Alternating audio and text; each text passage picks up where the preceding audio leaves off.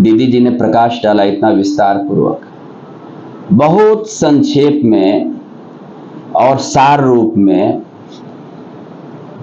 यह भारतवर्ष की बहुत प्राचीन योग पद्धति है जिसको राजयोग कहते हैं। सारी योग पद्धतियां बाद की हैं, सारी योग पद्धतियां।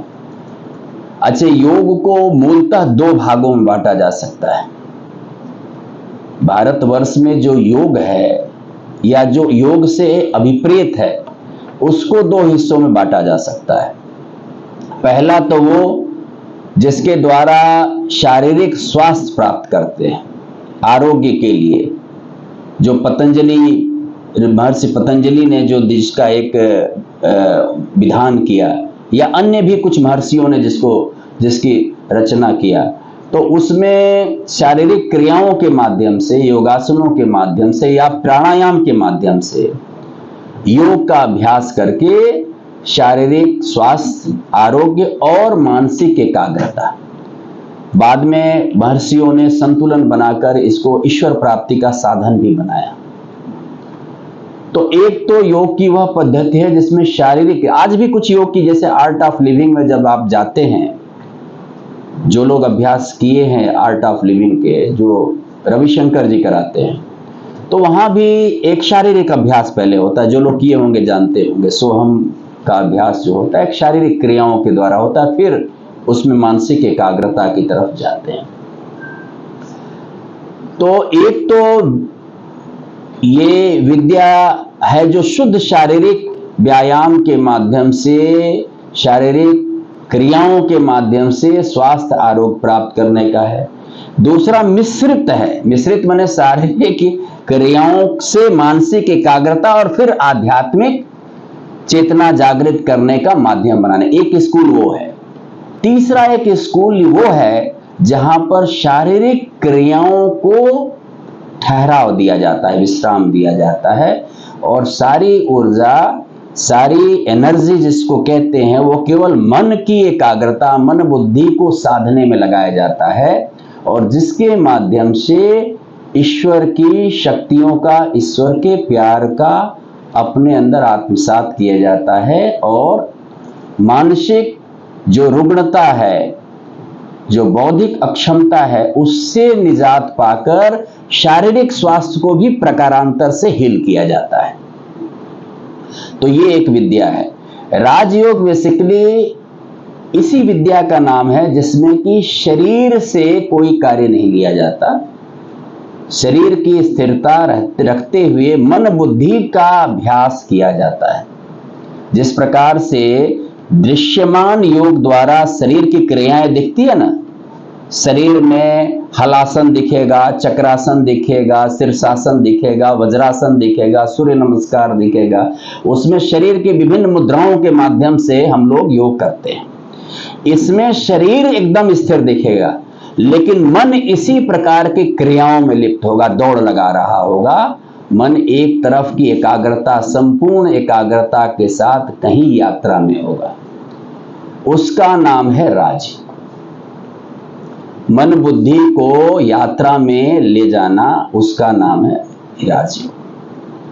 अब ऐसा क्यों करना और इससे क्या फायदा, ये इस पर एक बहुत बड़ा चैप्टर है, बहुत बड़ा चैप्टर है, जिसको कुछ मिनटों में संभव नहीं है बताना।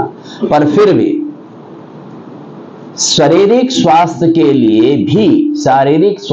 लिए भी राजयोग यानी मन का स्वस्थ होना सबसे बड़ा उपाय है।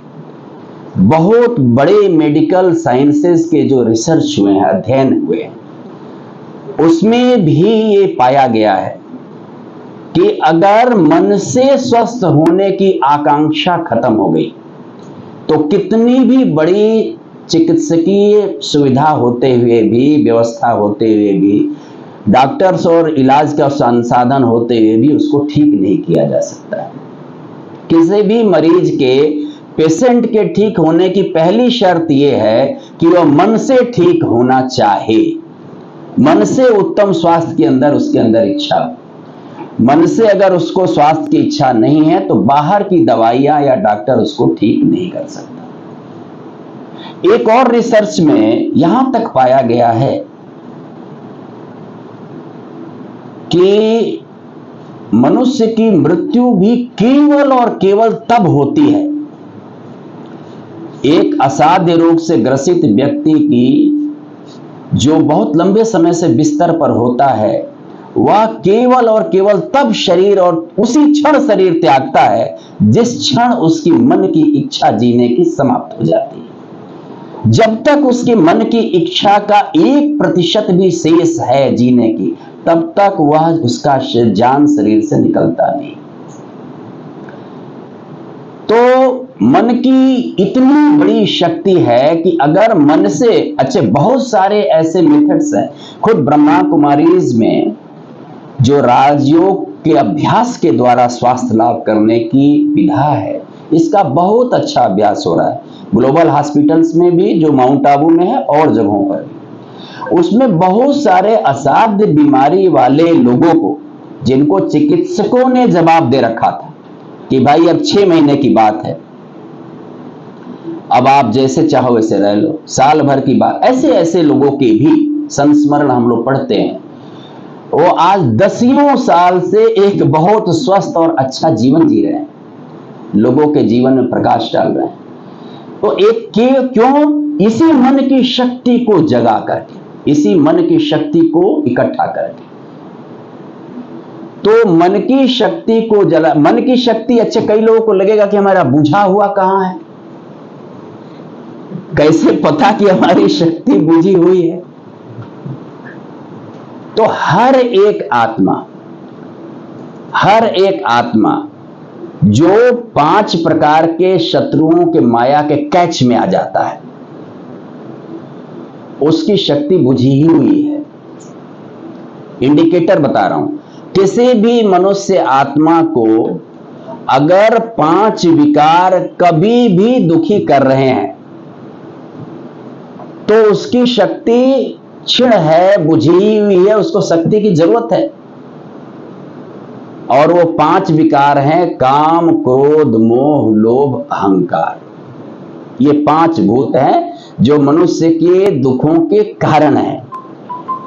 मनुष्य के दुखों का कारण उसकी गरीबी नहीं, उसका बीमार होना नहीं, उसका अभावहीनता नहीं, उसकी बाहरी परिस्थितियां नहीं, अपितु काम, क्रोध, मोह, लोभ के वशीभूत होने के कारण है। किसी भी परिस्थिति में प्रश्न उठता है, क्या किसी भी परिस्थिति में खुश हुआ जा सकता है? क्या गरीबी में खुश हुआ जा सकता है? क्या बीमारी में खुश हुआ जा सकता है? क्या हमारे परिवार की परिस्थिति बहुत खराब है, आकस्मिक कोई दुर्घटना हुई है, खुश हुआ जा सकता है? बहुत सूक्ष्मता से विचार करके हम ही इसका उत्तर पाएंगे कि यस, हुआ जा सकता है। आखिर हम ही तो हंसते हैं। हमारे घर में गमी आने के कुछ चंद रोज बाद हम ही तो हंसना शुरू कर देते हैं। केवल समय का ही तो अंतर पड़ा ना, किसी समय रो रहे थे, किसी समय हंसना शुरू कर दिए, थोड़े अंतराल के बाद। इस अंतराल को शून्य तक लाने का नाम है राजयोग। अगर कोई घर में गमी पड़ा, उस समय रो रहे हैं, वही इंसान आप देखेंगे ठहाके लगा के किसी बात पर हंस रहा होगा, कुछ ही रोज बाद भूल गया, विस्मृत हो गया। इसलिए विस्मृत हो गया क्योंकि दोनों ही बात है। वो तो जो पार्ट था वो पूरा हुआ, उसके मन ने स्वीकार कर लिया कि पार्ट पूरा हो गया। दूसरा भूत तो भूत ही होता है, तो उसके मन में अब इस गैप को, जो अगर उसी क्षण उसको ये दुख का अनुभव ना हो, यह मन की बहुत सशक्त स्थिति का अनुभव है। जब हम 2 दिन बाद हंस सकते हैं, तो क्यों इसी क्षण नहीं?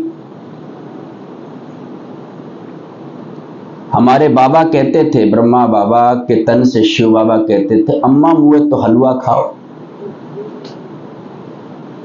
अरे भाई, 2 दिन बाद तो खाते हो, उस दिन क्या हो गया ऐसा? और 2 दिन बाद अगर हंस रहे हो, खा रहे हो हलवा, तो 2 दिन पहले ही तो माता जी मरी थी। भेद क्या है? मन की स्थिति का भेद है। उस मन की स्थिति को एक रस और मजबूत बनाने के लिए ये साधना है। और ये होगा कैसे? तो होगा, ये डिस्चार्ज बैटरी जो है, मन की शक्ति क्षीण जो है, ये होगी इसको चार्ज कर देने मात्र से। छोटा सा, जैसे मोबाइल की बैटरी डिस्चार्ज हो जाती है तो चार्जर लगा देते हो, थोड़ी देर छोड़ देते हो, चार्ज हो जाता है, फिर अपने आप यूज करो, फर्स्ट क्लास। ऐसे ही मन बुद्धि का है, अगर ये डिस्चार्ज हो गया तो ये भी चार्जिंग मांगता है। बट ये चार्जिंग जो मांगता है तो बहुतों को तो मालूम ही नहीं है कि इसका चार्जिंग पॉइंट कहां है, चार्ज होगा कैसे। चार्जिंग पॉइंट तो पता होना चाहिए ना भाई। किसी भी मोबाइल में, एप्पल वाला मोबाइल आता है उसमें सैमसंग वाला लगाओगे तो लगेगा ही नहीं। चार्जर तो प्रॉपर चाहिए, फिर उसको पावर पॉइंट से कनेक्ट करना पड़ेगा, कहीं करंट तो आना चाहिए ना भाई, ऐसे कैसे चार्ज होगा। तो ये चार्जर की पहचान होती है इस राजयोग से। किसी भी दशा में कितनी भी डिस्चार्ज बैटरी, कितनी भी बड़ी सामने दृश्य हो, कितना भी भयावह दृश्य हो, जिससे दुनिया वाले व्याकुल हो जाते हैं। व्याकुल इसलिए होते हैं कि जीरो पर बैटरी है, बैटरी ब्लिंक कर रही है, खत्म हो चुकी है, इसलिए अगर फुल पावर बैटरी के साथ उस दृश्य को देखोगे, कोई विचलित नहीं हो सकता है। कितना बड़ा अजूबा है। अच्छा, दूसरा बात कि अगर कुछ होता भी है तो बहुत क्विकली रिगेन होता है। जैसे कभी हैंग कर गया, बैटरी फुल है तो एक बार ऑफ करके ऑन कर दो, फिर से चालू हो गया। ऐसा प्रायः होता है गृहस्थ वाले लोगों का, कि थोड़े समय के लिए तो झटका में आता है, लेकिन फिर से इसको ऑफ करके ऑन कर दो तो फिर फर्स्ट क्लास, जब पकड़ लिया। तो बैटरी फुल तो करना। अब चार्जर क्या है? चार्जर हर आत्माओं का चार्जर अलमाइटी गॉड है, परमात्मा है, चार्जिंग पॉइंट। उसी में जब कनेक्ट होगा तो करंट आएगा। तो कनेक्ट होने की जो विधि है, यही विधि राजयोग है। आत्मा का परमात्मा के साथ कनेक्ट होने की विधि राजयोग है। और ये बहुत सहज इसलिए है कि कहीं भी बैठे बैठे भी कर रह सकते हैं। हम आपसे बात कर रहे हैं, बगल में कोई हमको दूसरा सुनते हुए भी कर सकता है बातें। तो बहुत ही सहज है, चलते फिरते थोड़ा सा समय मिला, आप कर सकते हैं। अभी हम लोगों ने अपने आप को एकदम फ्री छोड़ा हुआ है। हमेशा कहते हैं कि कैसा भी लाइफ। अब आप सोचिए, अच्छे नए लोग जो बैठे हैं, नए लोग, अनुज जो है बड़ा माउंट आबू जाने के लिए छुट्टी कहे, हमको भी साथ दे दीजिए। हमको, आपको तो नहीं दूंगा भाई। 2 लोगों को दे रहे थे, इन्होंने भी कहा कि हमको दे दे। हमको क्यों दे देंगे भाई? आपकी अभी जो है, आप घूमने जा रहे हो, आपके अंदर में घूमने की लालसा है, उनके अंदर तो बाबा के बच्चे हैं, बाबा से मिलने की लालसा है। नए उम्र के बच्चे प्रश्न ये कर सकते हैं कि भाई अब भी हमारी क्या जल्दी पड़ी है, हमें क्यों करना चाहिए अभी तो बहुत लंबा समय है, अभी तो हम कुछ भी कर सकते हैं, खाएं पिए घूमें, बेशक करिए भी, ये भी नहीं कि, लेकिन चार्जिंग तो हर एक को जरूरत है। चार्जिंग हर एक को जरूरत है, किसी भी उम्र का हो, किसी भी उम्र का हो। क्यों इसलिए जरूरी है, क्योंकि जो चीज भी आपके पास है, भले ही हमको लगता नहीं, जो जिसके पास दुख आते हैं जाते हैं, बीमारियां आती हैं जाती हैं, अभाव आता है जाता है, उनको तो ये प्रत्यक्ष होता है कि हमारे जीवन में उतार चढ़ाव है तो फर्क आ रहा है। दुख आया तो हमने रोया, विचलित हुआ मन, चिंतित हुआ, नींद नहीं आई, उनको फर्क प्रत्यक्ष समझ में आता है। लेकिन किसी के जीवन में अगर ऐसा कुछ नहीं आ रहा है तो उसको भ्रम हो जाता है कि शायद हमारा सब कुछ ठीक ठाक चल रहा है। लेकिन ये भ्रम तभी तक होता है जब तक उसको अच्छा वाला पता नहीं है। अच्छा वाला जब उसको पता हो जाएगा तो कहेगा अरे यार, ये तो मैं बेकार वहां पर जो है। अगर किसी को बढ़िया होटल की भी सुविधा बगल में उपलब्ध, भाई एक टोकन दे दिया कि जाओ तुम इस रास्ते में पड़ने वाले किसी में भी खा लेना, और वो ढाबे पर ही खा के झूम रहे हैं, जबकि आगे 5 स्टार में भी उसी कूपन से खा सकते थे, तो जब अगला कभी ले जाएगा कि चलो भाई अनु जो बगल में 5 स्टार, तुम यहाँ क्यों खा रहे हो यार, बगल वाले को उसमें भी कूपन काम आएगा, तो जब वो खाएंगे तो कहेंगे अरे इतने का फर्क था। तो इसलिए नए उम्र वालों को जरूरत है, क्योंकि उनको पता नहीं कि वो ढाबे में ही खा रहे हैं। उसी कूपन से वो बगल में जो 5 स्टार होटल है उसके रेस्टोरेंट में भी वो अलाउड है, लेकिन वो पहले सोचे कि यही है, ये सब खा लो, 2 4 5 मेनू बढ़िया, उसी में आनंद कर रहे हैं।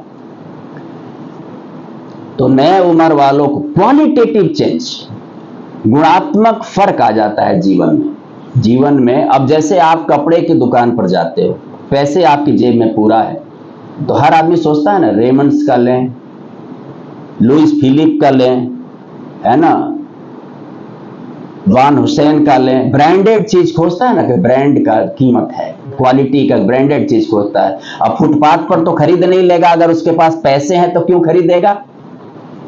तो आपके पास टाइम है, आप नए उम्र के हो, कम उम्र के हो, तो और अच्छी चीज आपके पास, तो जितनी अच्छा आपके पास, इसका मतलब कि आपके पास पूरा कैश है, आप अच्छी चीजें खरीदो। और एक और विडंबना अगर आध्यात्मिक रूप से सोचे तो ये विडंबना है कि देखो आप भगवान को फिर क्या अर्पित कर, अगर ये सोच मन में बना लिया कि जब हम बूढ़े हो जाएं, अशक्त हो जाएं, चलने फिरने लायक न रह जाएं, तब हम भगवान को याद कर लेंगे, है ना। अभी क्या टाइम है, जब थोड़ा बुढ़ापा आ जाएगी, जब और कुछ करने को नहीं रहेगा तो याद कर लेंगे, जब रिटायर हो जाएंगे कर लेंगे पूजा। ये भी सोच है, ज्यादातर ये सोच है। तो सोचो भगवान का कितना बड़ा अपमान करते हैं, क्या वो देख नहीं रहा होगा, वो अंतर्यामी भगवान आपकी भावना को पढ़ नहीं रहा होगा। जिस ईश्वर से आप सब कुछ मांगते हो, जब सारी आशाएं टूट जाती हो तो उसी के दर पर जाते हो। कोई आकस्मिकता आ जाने पर ऐसा कौन है जिसके मुंह से हे भगवान न निकलता हो। कोई अपने पिता को याद करता है क्या उस मौके पर, जानता है कि हमारा पिता कुछ नहीं कर सकता। अपने लौकिक बाप को एक्सीडेंट हो जाए, अचानक आपके मुंह से क्या निकलेगा, भगवान का नाम निकलेगा, क्योंकि ये आत्मा अनायास जानती है कि ऐसे वक्त में मदद सिर्फ भगवान कर सकता है, ये लौकिक का बाप कुछ नहीं कर पाएगा। जब भी अचानक से कोई बात होगा, किसी के मुंह से देखना क्या निकलता है, कभी उसके अपने बाप का नाम नहीं निकलेगा। क्यों? क्योंकि ये आत्मा निकाल रही, वो उसने जान के थोड़े बोला हे राम हे भगवान, वो जान के नहीं कहा, वो तो अनायास निकला। अनायास उस समय बोलने वाला कौन, बोलने वाली आत्मा। उसको पता है कि अभी तो भगवान ही हमें बचा पाएगा, अभी हमारा लौकिक वाला बाप नहीं बचा पाएगा। तो ऐसे परमात्मा के लिए, ऐसे भगवान के लिए जब सारी आशाएं टूट जाती हैं तो केवल वही एक आशा का केंद्र बचता है। ऐसे परमात्मा के लिए हम अपने जीवन का कौन सा समय देखते हैं, बुढ़ापे का सबसे थका हारा टाइम। कहते हैं प्रभु हम आपको इतना प्यार करते हैं, इतना मानते हैं कि अपना सड़ा गला बुढ़ापे वाला थका हारा टाइम आपको देंगे, लेकिन ये नौजवानी, ये नई उम्र तो हम मौज मस्ती के लिए रखे हैं। अब बताओ भगवान क्या सोचता होगा, भगवान क्या सोचता होगा कि इसको क्या हम दें चल के, हम भी रिटर्न में क्या दें। ये तो कह रहा है कि नई उम्र का टाइम जो है हमारे पास है नहीं आपके लिए। उसमें भी जब दुख आता है तभी सुमिरन, कबीर वो कहे ना कबीर दास जी की, दुख में सुमिरन सब करे सुख में करे ना कोई। हाँ, जो सुख में सुमिरन करे, ये दूसरी वाली लाइन ज्यादा सही है, ज्यादा सत्य है। जो लोग सदा परमात्मा से जुड़े रखते हैं ना, उनके ऐसा नहीं जीवन में दुख आता नहीं, आता है पर वो दूसरों को लगता है दुख, उसको लगता ही नहीं कि कोई दुख है।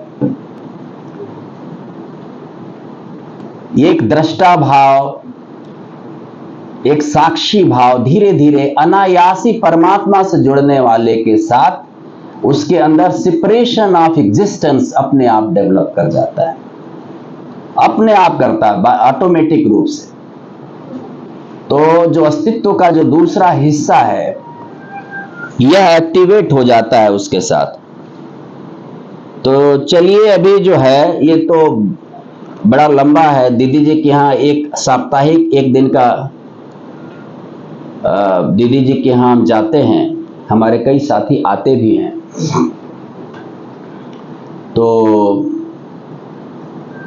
जो विस्तार से कुछ सुनना चाहेगा वो उस आप कभी संडे वाला कर लीजिएगा बुलेश भैया, तो उस दिन जो है जो व्यक्त मुरली होती है उसके अलावा कर लीजिएगा। तो कभी कभी उसमें अभी एक अभ्यास हम लोग करते हैं, आशीष बुला लेना, तो थोड़ा सा राजयोग का अभ्यास एक करते हैं, छोटा सा प्रारंभिक अभ्यास अभी बताएंगे। अभी बहन जी ने तो आप लोगों को शायद विस्तार से बताया होगा। अभ्यास भी कराई है क्या? कहाँ गई? अच्छा, नहीं करा, तो ठीक है। इन्होंने तो उसमें एक छोटा सा अभ्यास सभी के लिए, जस्ट फॉर रिफ्रेशमेंट। अगर ऑनेस्टली करेंगे तो ये गारंटी है कि आप लगेगा जैसे दिन भर में इस समय सबसे फ्रेश फील करेंगे, अगर ऑनेस्टली करेंगे। तो एक छोटा सा अभ्यास करेंगे, उसका छोटे से टिप्स बता रहे हैं। उसको अभी कुछ म्यूजिक बजाऊंगा, परमात्मा के भजन है, मतलब भजन रहेगा। आपसे सिर्फ अपेक्षा ये रहेगी केवल 10 मिनट के लिए, it is only for 10 minutes. 10 minute में ये 3 गाने हमारे ख्याल से बजेंगे इसी के आसपास। आपसे सिर्फ क्या अपेक्षा है? कुल 3 बातें। एक तो सभी आंख बंद कर लेना 10 मिनट के लिए, आईज क्लोज कर लीजिएगा, बहुत इजी है।